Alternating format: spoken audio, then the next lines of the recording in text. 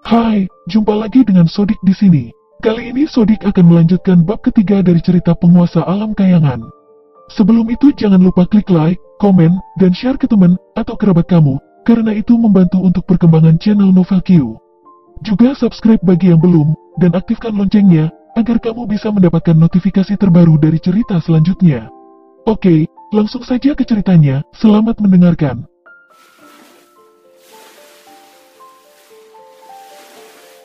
Penguasa Alam Kayangan, Bab 3, Judul, Kamu Harus Menikahiku. Sin Niwang berteriak dan melompat mundur seperti kelinci yang ketakutan. Jari-jarinya menyentuh bibirnya yang mati rasa saat matanya yang indah melebar karena terkejut dan sentuhan merah dengan cepat menyebar dari wajahnya yang indah ke tengkuknya. Kamu menciumku lagi? Kamu memiliki reaksi yang sama seperti biasanya. Sin Awan yang tidak bersalah memiliki ekspresi sedih di wajahnya. Ketika kita masih muda, kita selalu memainkan permainan ciuman favoritmu. Akhir-akhir ini, kamu selalu terkejut setiap kali aku mencoba menciummu. Kamu tahu saat itu kita masih kecil. Wajah Sin Niwang memerah seperti warna mawar merah. Kita sekarang sudah dewasa dan tidak boleh main-main. Kamu akan segera memiliki istri. Kedepannya hanya bisa mencium istrimu. Mengapa? Karena aku adalah bibi kecilmu.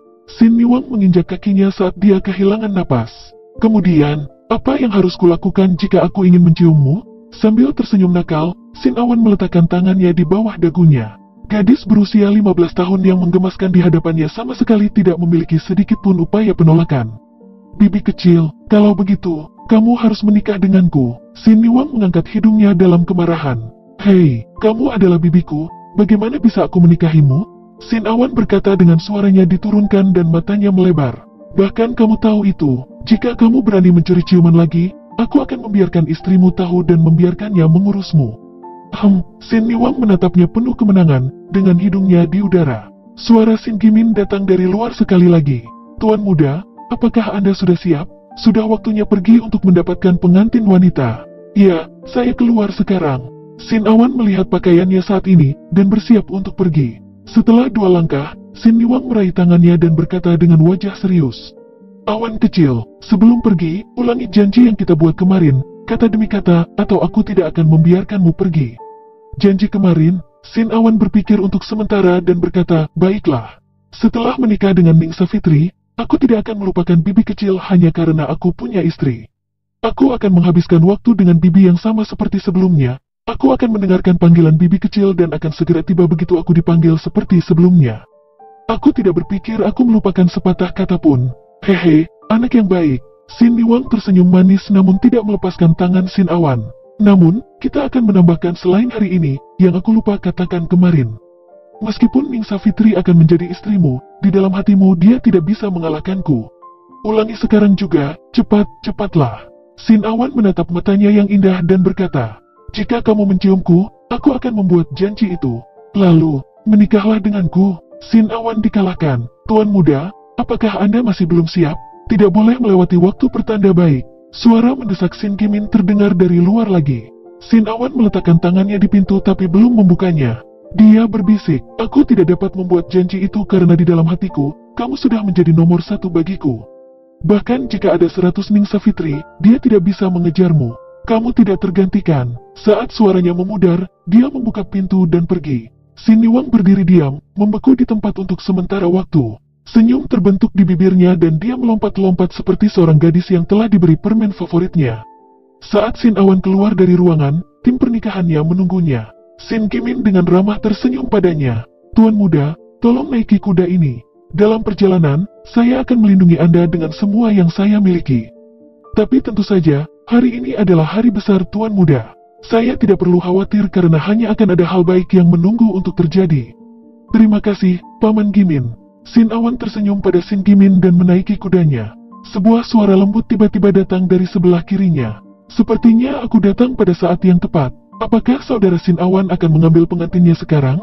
Selamat. Alis Sin Awan sedikit berkerut karena suara itu, dan melihat 2 pemuda perlahan berjalan ke sisinya. Orang yang berbicara adalah seorang pemuda berusia 20 tahun. Dia tampan dan juga anggun. Matanya tampak jernih di atas wajah yang menyegarkan dan dia tersenyum cerah. Di belakangnya ada pria muda yang lebih kurus. Langkahnya diikuti dengan cepat di belakang pembicara. Lihat mereka, Sin Awan tersenyum. Oh, Ini adalah saudara Wawan dan saudara Sin Agus. Apakah kalian khusus melakukan perjalanan ini untuk melihatku? Sin Wawan adalah putra pemimpin keluarga Sin. Pada usia 20, entah itu penampilan, bakat, ucapan dan kebijaksanaannya, dia berada di puncak generasi muda di keluarga Sin. Tenaga dalamnya telah mencapai tingkat ketiga dari ranah kelahiran cakra saat ini. Dia adalah kebanggaan ayahnya, Sin Pano, dan kebanggaan Sin Pano juga merupakan harapan masa depan dari keluarga Sin. Keluarga tersebut memiliki harapan tinggi untuknya karena dia akan menjadi pemimpin berikutnya jika tidak ada kecelakaan yang terjadi. Dia memiliki banyak kualitas bagus tapi dia tidak pernah sombong. Dia adalah seseorang yang baik hati dan sopan terhadap semua orang. Bahkan terhadap Sin Awan, yang dianggap cacat di mata semua orang, dia tidak pernah mengejek Sin Awan tapi malah bersikap lembut dan sopan. Tidak hanya itu, ia sering mengungkapkan tanda-tanda kekhawatiran saat menghadapi masalah pusat cakra Sin Awan yang rusak. Sin Awan selalu menyukai Wawan. Dia mengagumi dan menghargai kebaikan Wawan. Tentu saja, perasaan itu datang dari Sin Awan sebelumnya. Identitas orang di belakang Sin Wawan juga tidak sesederhana itu. Dia bukan hanya murid keluarga Sin biasa. Dia adalah cucu termuda tetua kedua, Sin Agus. Pada usia 19 tahun, dia berada di tingkat ke-9 dari ranah fondasi. Sejak dia masih kecil, dia selalu mengikuti Sin Wawan dan mendengarkan setiap katanya.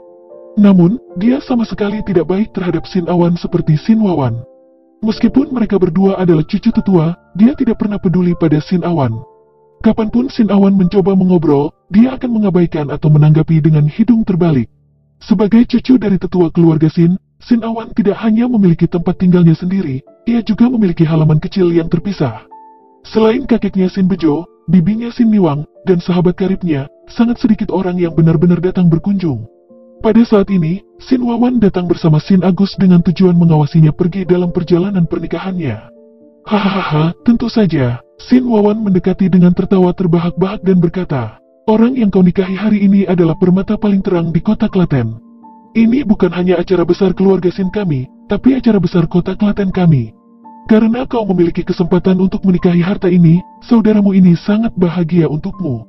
Tentu saja, aku juga iri dan malu juga." Hahaha, Sin Awan juga tertawa. Saudara Wawan menceritakan lelucon yang lucu. Dengan bakat saudara Wawan, seluruh populasi wanita di kota Klaten adalah milikmu untuk dipilih. Tuan muda, kita harus pergi. Sin Gimin memperingatkan, saudaraku Sin Awan, cepatlah. Kami dengan penuh semangat menantimu untuk secara spektakuler membawa permata cemerlang kota Klaten ke dalam keluarga Sin. Sin Wawan berkata sambil tersenyum. Sin Awan mengangguk dan langsung duduk tegak. Tim pengawal pernikahan berkuda melintasi halaman menuju suara pemukulan gendang dan gong langsung ke kediaman keluarga Ning. Saat Sin Awan menghilang dari pandangan, senyuman Sin Wawan membeku dan gelap. Dia tiba-tiba berbalik dan dengan keras menamparkan Sin Agus dengan keras di wajahnya. Dengan suara rendah, dia berkata, "Menyedihkan." Tamparan Sin Wawan menjadi pukulan langsung dan pipi kiri Sin Agus mulai membengkak.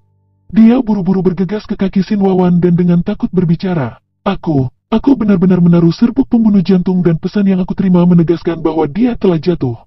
Aku juga tidak tahu apa yang sedang terjadi di sini. Alis Sin Wawan menegang dan mendistorsi wajahnya.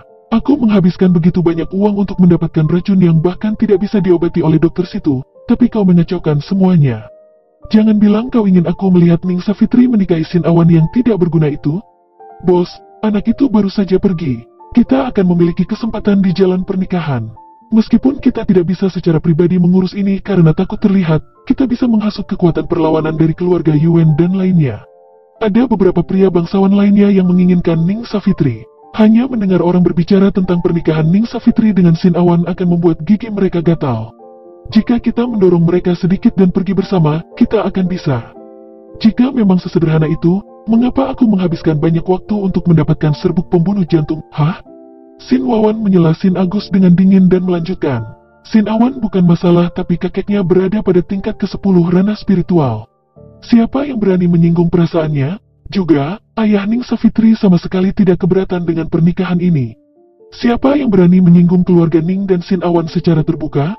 Bahkan jika anak-anak keluarga Yuan berkelompok dengan anak-anak tuan kota, keluarga mereka jelas-jelas akan mencegah mereka melakukan sesuatu.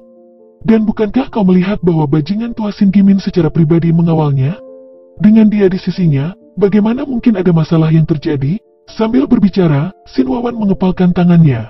Suara tulang terdengar di udara. Pertama kali dia melihat Ning Savitri, dia mengira bertemu dengan seorang malaikat. Sejak saat itu, dia bersumpah untuk menjadikan Ning Savitri sebagai wanitanya seumur hidup ini. Tapi Ning Savitri sebenarnya akan menikahi Sin Awan, anggota keluarga Sin Agus paling dibenci. Bagaimana dia bisa rela menerima itu? Bos, sebenarnya kau tidak perlu terlalu khawatir. Sin Agus melirik ekspresi wajah Sin Wawan dan dengan hati-hati berbicara. Pikirkanlah, dengan temperamen Ning Savitri yang bahkan tidak pernah repot-repot melirik bakat manapun di kota Klaten, apakah dia menyukai anak itu, Sin Awan? Satu-satunya alasan mengapa dia menikahi Sin Awan adalah karena sebuah kesepakatan yang dibuat 16 tahun yang lalu. Jika dia menikah karena keluarga, sangat tidak mungkin Sin Awan bahkan bisa menyentuh jarinya. Setelah dia memasuki keluarga Sin kita, kemungkinan bos bertemu dengannya akan sangat meningkat. Sampah Sin Awan itu tidak sebanding dengan kemampuan dan bakat alami bos. Setelah beberapa saat, bagaimana bisa tidak membuat kesan pada Ning Savitri? Pada saat itu, mendengarkan kata-kata Sin Agus, cengiran Sin Wawan yang suram mulai meregang dan ia menyipitkan matanya. Dia menyentuh ujung hidungnya dengan jarinya dan berbisik, "Kau cukup masuk akal juga.